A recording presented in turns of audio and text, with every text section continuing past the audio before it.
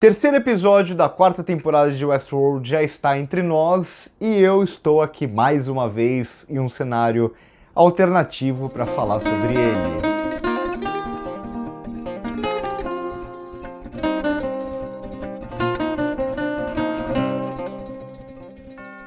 Se eu falei que no episódio passado parecia que algumas respostas estavam sendo dadas até meio cedo demais, agora já começa a gerar um pouco mais de confusão. Aquilo que o Westworld faz muito bem, de não dar as respostas de cara, né?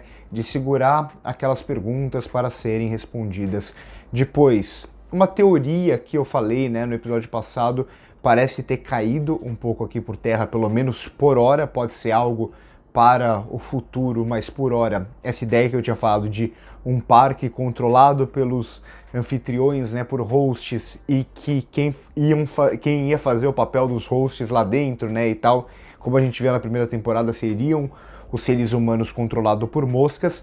Aqui, quando a gente vê o parque, parece que não, né, parece até por a arma, quem fere, quem é ferido, parece mesmo que é um parque com anfitriões, né, como mostra nesse episódio.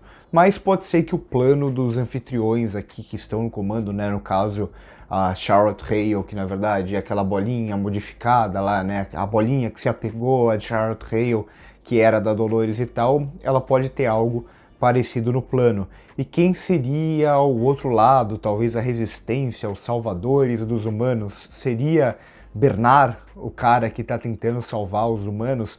Como pode ficar sugerido aqui nesse episódio. Mais uma vez também a série se volta um pouco para a questão do tempo, né? Quando estão esses personagens, digamos assim, né? Pode parecer uma frase que não faz sentido, mas aqui tem um pouco disso. O Bernard, ele está aonde e em que momento?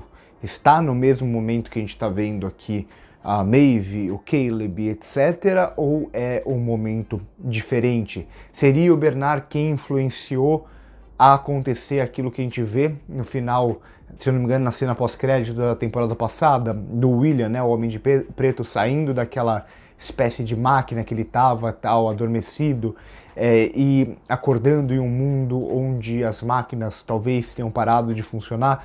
A gente começa a ter a sugestão de algumas possíveis ligações entre o final da última temporada e o que começa a acontecer nessa, mas ainda com muitas perguntas a serem respondidas.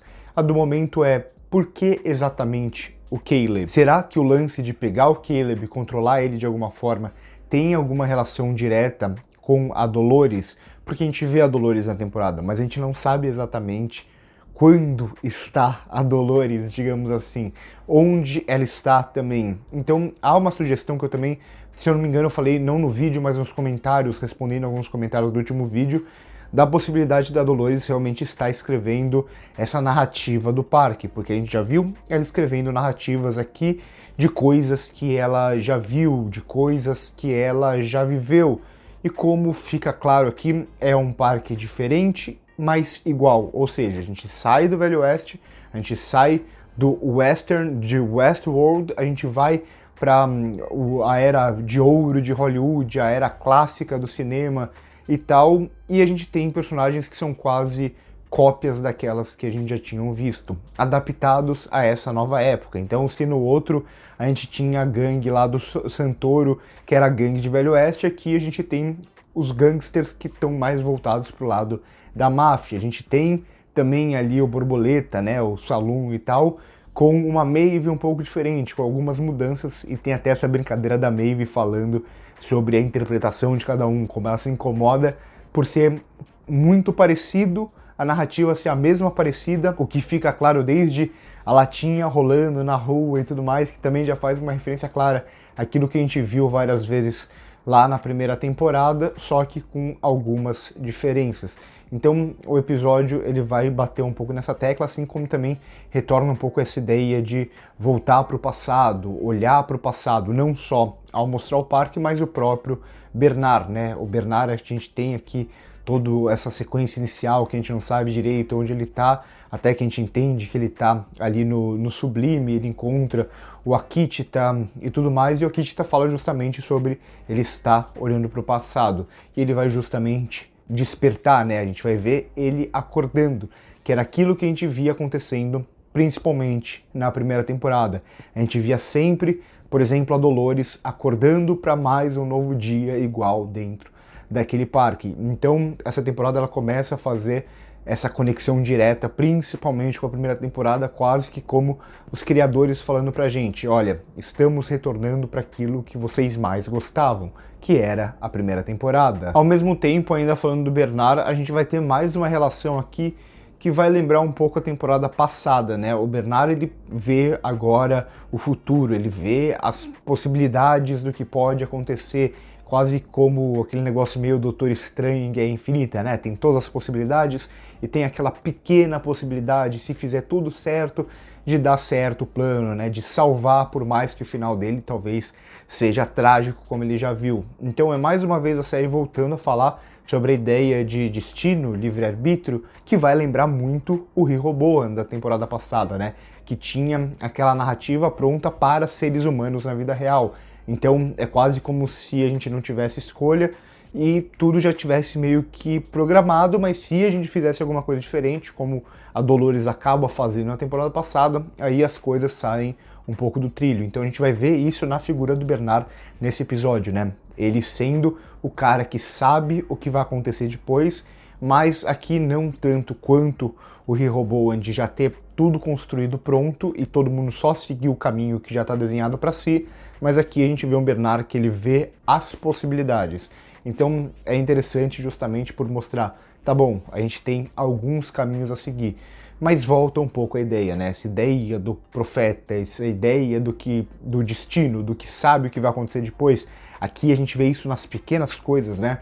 O Bernard sabe, por exemplo, o sanduíche que vai aparecer ali, né, de atum pro Stubbs pedir e tudo mais. Então são coisas muito pequenas, os mais míseros detalhes, ele sabe tudo que vai acontecer, retornando um pouco essa ideia que o Rehoboam trazia na temporada passada. E aqui a gente tem um dos raros episódios de toda a série que a gente não tem a presença de Dolores. A gente só tem ali a Dolores fake. Eu achei interessante, né, que eles construíram até como narrativa a revolução ali dentro do parque e tal, de Wyatt, né, que ela fala, não é a Dolores, aqui ela vai se chamar Wyatt e tudo mais. Então parece mesmo que a Dolores está escrevendo tudo aquilo, mas a gente não vê a personagem nesse episódio, reforçando mais uma vez a ideia de onde está exatamente Dolores. Será que a gente está vendo na temporada passado dela e aqui já está um pouco mais avançado? Ou o contrário? Volta também as moscas, algo que eu já tinha comentado, muita gente perguntou, como funciona as moscas e tudo mais. Não tem uma explicação clara, mas aqui a gente vê eles fazendo os experimentos e tal, e mostra essa ideia de parasitismo mesmo, né? De as moscas, eles injetarem o negócio ali nelas, como se fosse um parasita, e a partir de então conseguir controlar os seres humanos. Fica muito claro isso, né? O foco nos seres humanos a partir do momento que elas vão todas direto no Caleb. Ao mesmo tempo que tem mais uma vez essa divisão ser humano, máquina, a partir do momento que tem o som que só as máquinas conseguem escutar. E pelo que parece, as máquinas conseguem escutar, mas quem é afetado por aquilo realmente, por aquela nova máquina, aquele novo Rehoboam, que talvez não tenha nada a ver com isso, apenas o desenho é um pouco parecido, mas mais no formato de pirâmide, acaba sendo justamente os seres humanos, né? Os seres humanos que ali acabam morrendo. Então a gente vê aqui todo um teste de dominação, de controle mental dos seres humanos por meio quem está fazendo esses testes são justamente as máquinas, né? Os hosts aqui que estão fazendo esse tipo de controle. Então será que tem um pouco daquilo que eu falei como teoria no episódio passado? Pode ser o futuro aqui da série, né? Essa tentativa de colocar os seres humanos agora na posição que os hosts ocuparam um dia, de dominados, de controlados, de pessoas ali que podem morrer o tempo inteiro e se tornam descartáveis.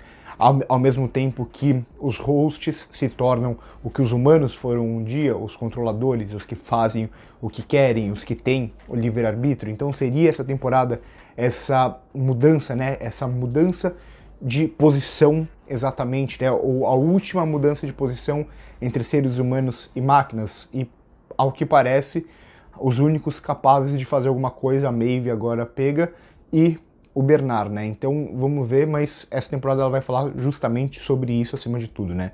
Os seres humanos sendo controlados de uma forma que a gente não tinha visto acontecer anteriormente. Então, um episódio que eu gostei justamente por trazer um pouco que a gente estava acostumado lá na primeira temporada de Westworld, de vir muitas perguntas, de a gente ter que esperar para ter essas respostas, para encaixar um pouco esse quebra-cabeça. A questão temporal volta a ser interessante aqui, a gente não sabe exatamente o que está em cada tempo, e isso fica mais claro a partir do momento que a gente tem um episódio que, por exemplo, a gente não tem a Charlotte, a gente não tem a Dolores, a gente tem o William, mas qual William que é, fica meio que claro que é o William ali, host e tal. Então, a partir do momento que você não tem todos os personagens aparecendo junto, a gente não consegue criar uma conexão de qual tempo está cada um deles, se todos estão no mesmo tempo ou não, se o Bernard está no mesmo tempo dos outros ou não. Ao mesmo tempo, fica as perguntas, por que o Caleb era tão essencial? Será que tem essa relação com a Dolores? Qual é essa arma que o Bernard sabe e vai ajudar a encontrar no deserto? Então, um episódio que volta com as perguntas e algumas das perguntas que eu acho que não devem ser respondidas tão cedo na temporada. No geral, gostei do episódio, vou gostando um pouco da temporada, ainda um pouco indeciso sobre ela, mas parece trazer pelo menos um pouco de volta a essência de Westworld, ou uma essência diferente, já que a gente já está avançado no tempo aqui e a gente já tem uma reversão, né? Como eu disse, esse lance do controlador e o controlado que começa a virar completamente. O controlador vira os hosts, enquanto o controlado agora são seres humanos por meio desse controle mental e tal, falando um pouco até sobre a insignificância, talvez, dos seres humanos perante as máquinas aqui. Então por hoje é isso, curte o vídeo se gostou, se inscreve no canal se ainda não é inscrito, comenta aqui embaixo o que vocês estão achando da temporada, se eu deixei passar alguma coisa aqui no episódio, se vocês concordam com o que eu falei ou não. Podem teorizar à vontade, muitas vezes as teorias de vocês estão certas, ou às vezes nem estão certas, mas são teorias também muito interessantes para a gente poder trocar essa ideia. E eu acho que Westworld é uma série legal para a gente teorizar também. Curte o vídeo se gostou, por hoje é isso e corta.